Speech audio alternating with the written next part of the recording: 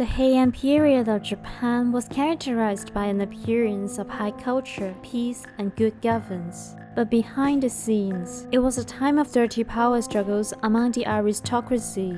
The incompetence of the ruling class caused great suffering among the lower class, leading to a sense of despair. Meanwhile, the elite struggled to find solutions to the declining political situation. As a result, various negative emotions filled the era, and with them came the appearance of vengeful spirits. Adding to this turmoil, Kyoto faced unprecedented natural disaster and human catastrophes such as earthquakes, fires, and floods, causing widespread fears and chaos, including ghostly and divine occurrences. In response to these challenges, Onmyoji emerged as practitioner of Onmyodo, a traditional Japanese esoteric cosmology that involved divination, astrology, and the use of charms and amulets to manipulate spiritual energies. The term Onmyoji literally means master of yin and yang, referring to their abilities to balance the opposing forces of the universe.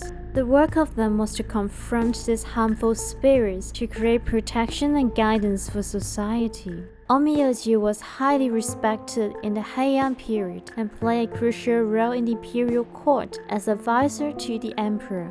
They were also sought after by members of the aristocracy and common people for their abilities to provide spiritual protection. The aristocrat firmly believed in the auspiciousness and inauspiciousness of directions and dates and would choose favorable days and directions when going out. In times of illness or disaster, they blamed spirit, ghosts, or impure things, and therefore strictly follows the various taboos and rituals of Onmyodo, even in daily matters such as sleeping, washing, and eating. The government also believed in these principles. Onmyodo has its own department in the government, which was one of the 6 bureaus under the Ministry of Central Affairs. It was responsible for observing astronomy, weather, divination, calendar making, exorcising monsters causing chaos in the capital, and balancing the yin and yang in the world. During this period, Onmyodo was no longer just a simple belief based on taboos, but had a certain political significance. Onmyoji played an active role in the political arena as government officials of the Heian period. Abeno Seimei was the most outstanding among the generations of Onmyoji. His abilities far surpassed any others. Abeno Seimei was born in 921. It is generally believed that his father was a lower-ranking noble named Abe Masuzai, who was responsible for the emperor's meals. However, there are many legends surrounding his mother.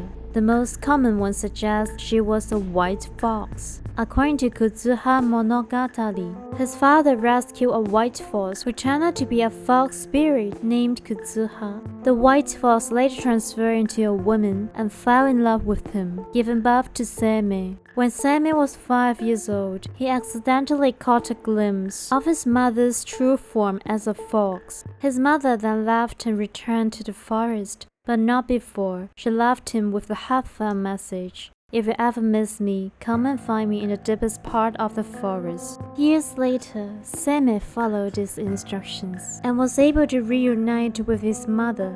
However, some say his mother was a mountain dweller and her name was unknown. There is also a legend that he had no parents and was a manifestation of all things. Modern research suggests that his mother was probably a lower-ranking entertainer or a lower-class woman. In order to conceal this fact or intentionally elevate Seimei to a higher status, the legend of White Fox emerged. The story was designed to solidify his position and mystique in the heart of the people. Because he was believed to be the son of White Fox, he was called the White Fox Prince. There was no detailed record of Seimei's childhood. When he grew up, he studied Onmyodo and astronomy under the tutelage of Kamo Tadayuki and Yasunori. Later, Seimei was married and had 2 sons. Unfortunately, there was no record of his childhood or middle age. In 960, at the age of 40, Emperor Murakami appointed Seimei, who was then a junior assistant, to perform divination.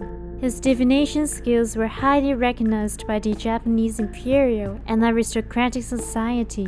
After that, he was appointed as an astronomer. Historical records describe Seimei as a highly capable official who frequently received praise from the emperor.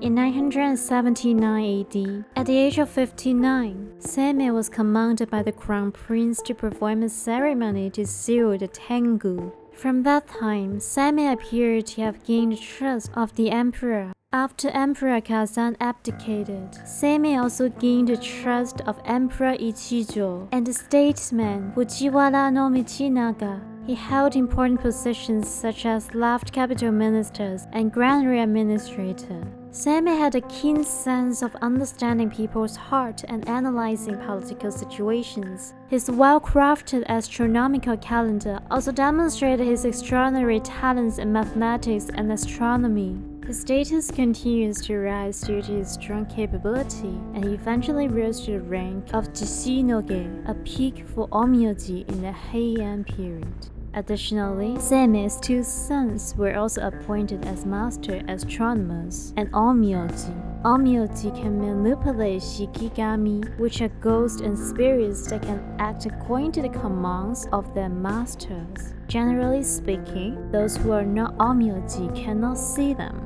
Abe no Seimei not only excelled in manipulating shikigami, but also freely commanded them to do various tasks, from household chores to performing rituals.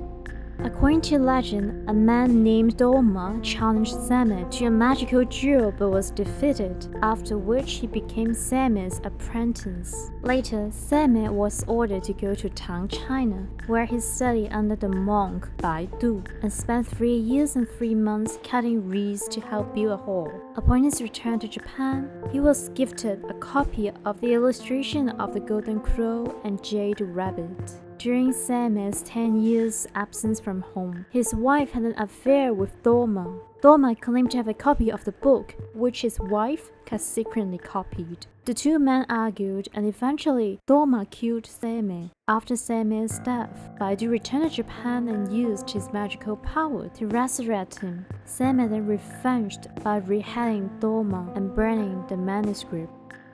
There are countless stories about Seimei's demon-slaying exploits, but the most famous one is the story of the Nine-tailed Fox and the Killing Stone. The Nine-tailed Fox is a demon that specializes in seducing kings by transforming into a beautiful woman. In China, during the Shangzhou period, she disguised herself as Daji. After the fall of the Shang dynasty, she fled to Japan and called herself Tamamomae, winning the favor and trust of Emperor Toba. However, when the emperor became ill and was confined to his bed, the courtiers grew suspicious of her. They secretly asked Seimei to investigate and ultimately exposed her true identity.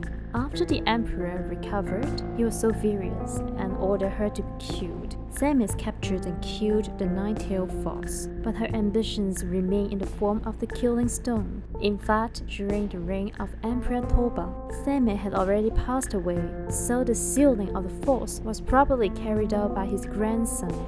Seimei died in around the year of 1005 or 1008. After his passing, his tomb was chosen in a serene location in Arashiyama, where he could continue to overlook the Kyoto city that he protected throughout his life.